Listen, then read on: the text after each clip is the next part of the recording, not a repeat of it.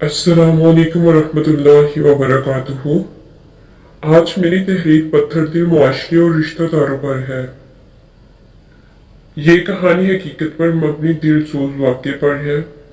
کچھ دن پہلے میری طبیعت خرابی کی وجہ سے مجھے DHQ ہسپتال جانا پڑا۔ میں ہمیشہ اس ہسپتال کو اس لیے اہمیت دیتی ہوں کیونکہ میری چھوٹی بہن یہاں پر سرکاری ڈاکٹر ہے۔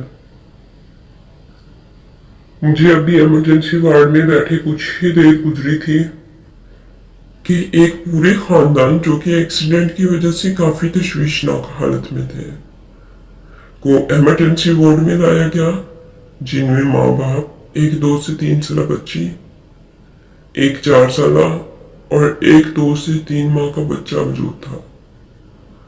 ماں باپ کی تو شاید موقع پر ہی موت ہو چکی تھی۔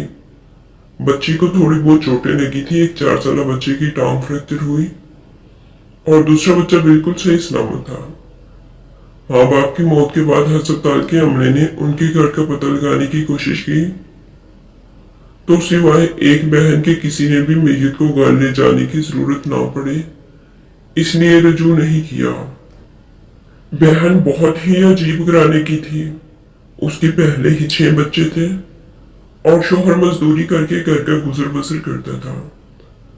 اوپر سے 3 اور بچوں کی ذمہ داری ان پر آ گئی، لیکن وہ خوشی خوشی انہیں اپنے گھر اپنے بھائی کا خون سمجھ کر لے گئی۔ معلوم کرنے کے بعد پتا چلا کہ بھائیوں نے اپنے بھائی کی ساری جائیداد اپنے نام لگوا لی اور اس بہن کو 1 روپیہ بھی بچوں کی پرورش کے لیے نہیں دیا۔ میری ماما نے سب سے چھوٹے بیٹے کی کسٹڈی لینے کی کوشش کی کہ میں اس بچے کو لے لوں اور ان کی پھپھو کے سر سے تھوڑا بوجھ کم کر دوں، تو اس اللہ کی بندی نے یہ کہہ کر انکار کر دیا کہ اللہ سونا 6 کے کھانے کے لیے بھی تو دے رہا تھا، اب 9 کے لیے بھی دے گا۔ میں اپنے بھائی کی اولاد کسی کو نہیں دوں گی۔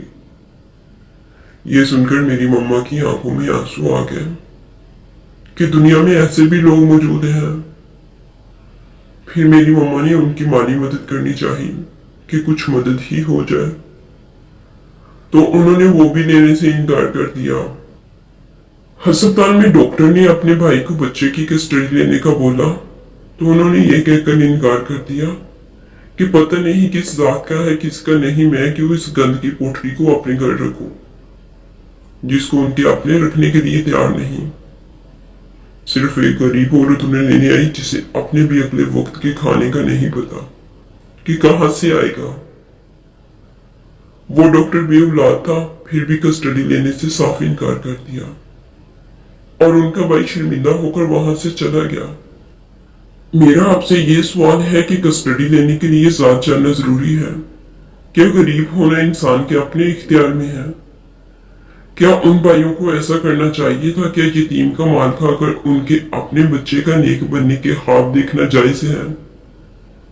میں سب سے یہی کہوں گی، اپنی زندگی میں بچوں کے لیے کچھ ایسا کر لیں جو بعد میں ان کے کام آئے۔ خدارا اپنے بچوں کو دوسروں کا محتاج ہونے سے بچا لیں۔ میں سب سے یہ بھی کہنا چاہوں گی، خدارا دوسروں پر رحم کرنا سیکھیں۔